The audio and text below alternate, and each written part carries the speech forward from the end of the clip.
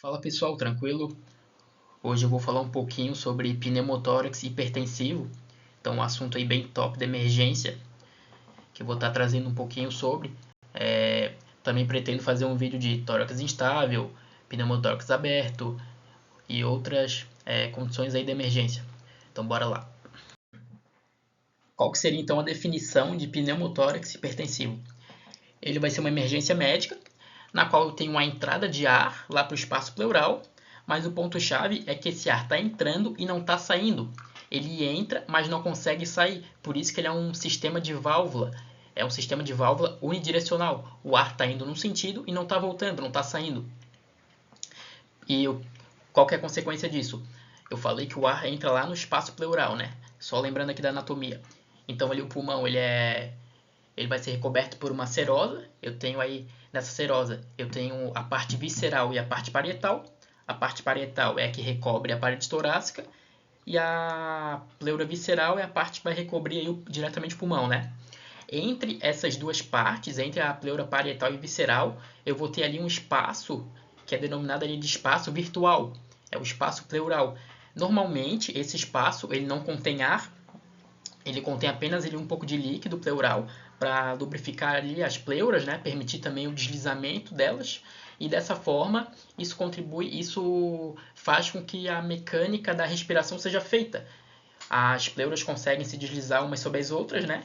E aí eu tenho ali uma região onde a pressão é negativa, e isso contribui ali para essa força de sucção e fazer com que o ar consiga entrar, que a gente consiga fazer a inspiração.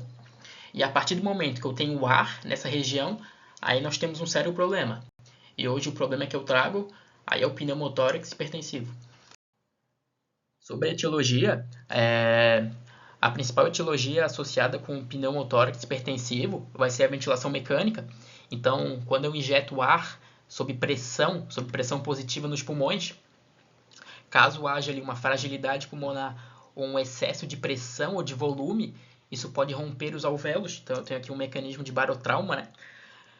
Se eu estou rompendo os alvéolos, o que está acontecendo? O ar que estava ali, ele vai escapar lá para o espaço pleural, lá para a região que eu disse que normalmente não é para ter ar. E se eu tenho ar naquela região, eu tenho um colapso do pulmão. Então, recapitulando, eu tenho um mecanismo de barotrauma, que é a lesão pulmonar causada por pressão excessiva ou volume muito alto, né? Quando aplicado ao pulmão de forma artificial, que é a ventilação mecânica. Mas fora isso, eu também posso ter etiologias aí envolvendo traumas.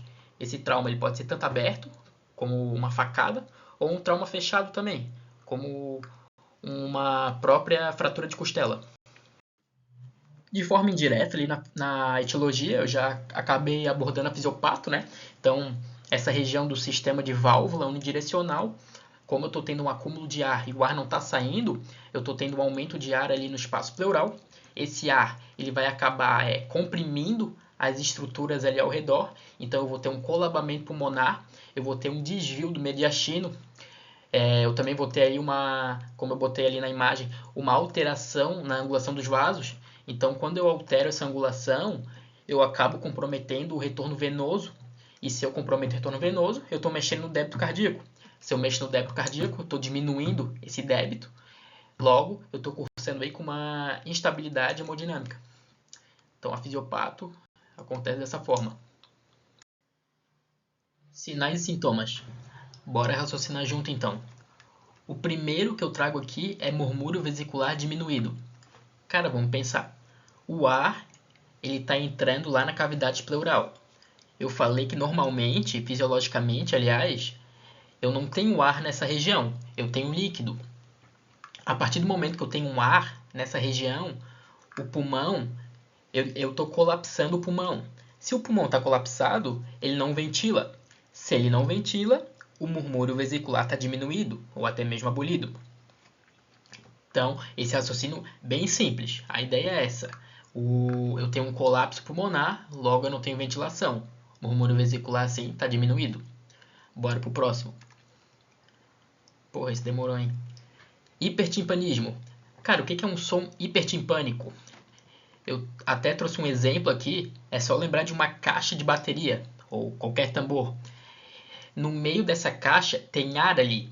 Então, o som timpânico, ele é como se fosse um som oco, um som de ressonância, um som muito característico de quando tem ar no meio.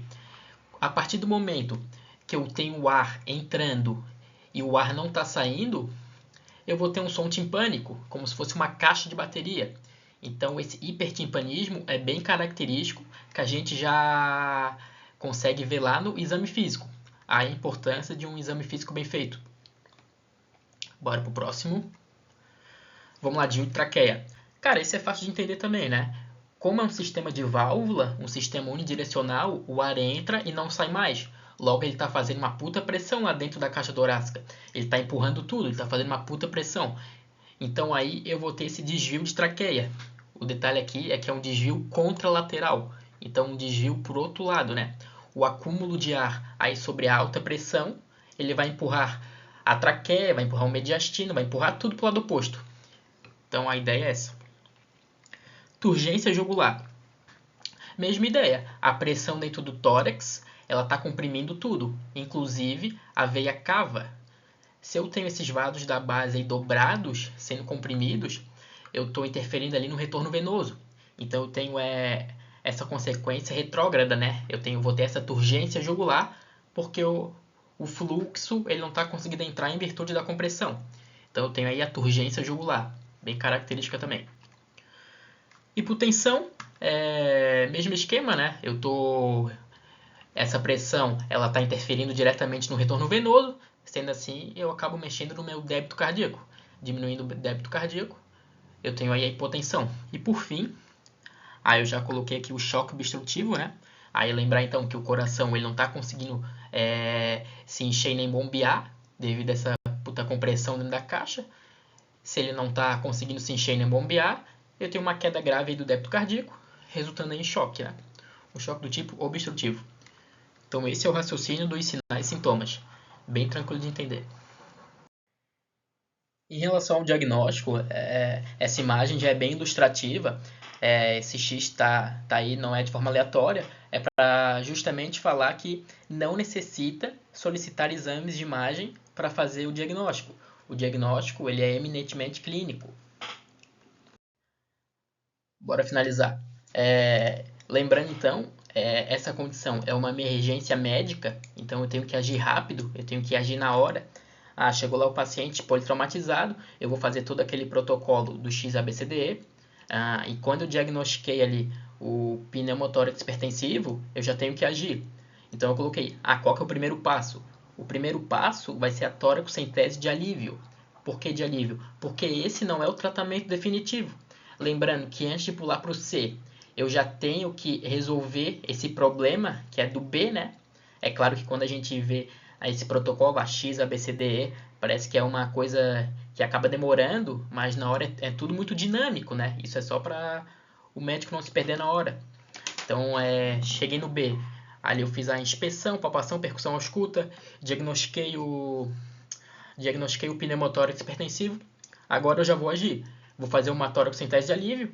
Então vou pegar ali um gelco 14, 16, vou meter ali no quinto espaço intercostal e vou fazer esse esvaziamento.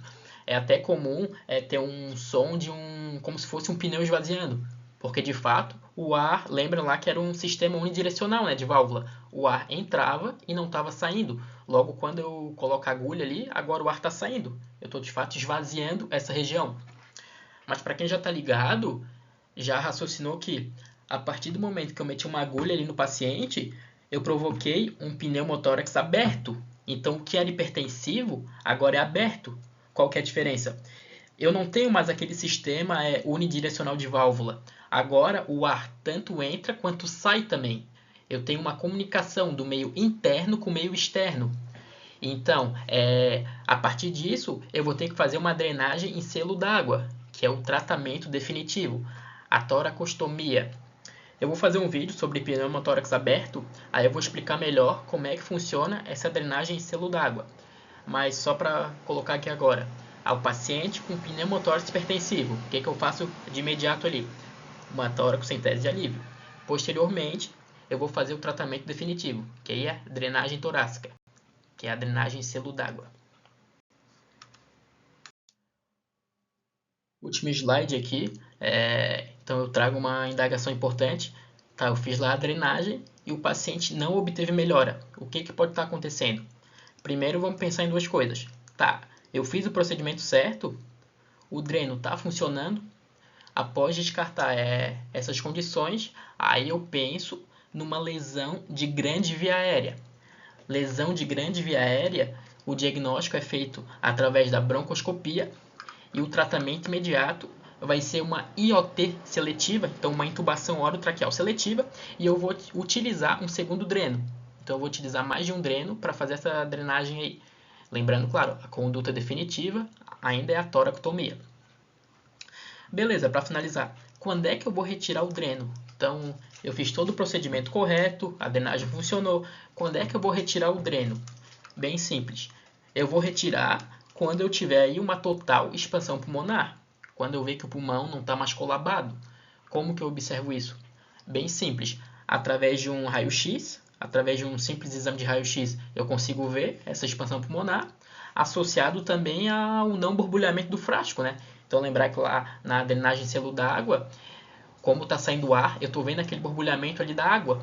Se eu não tenho mais borbulhamento por ali cerca de 48, 72 horas associado com o exame de imagem, eu posso aí já fechar uma total expansão pulmonar e tirar o dreno do paciente. Então era isso, era o que eu tinha para falar de pneumotórax hipertensivo. Espero que eu tenha facilitado aí a ideia e valeu, abraço.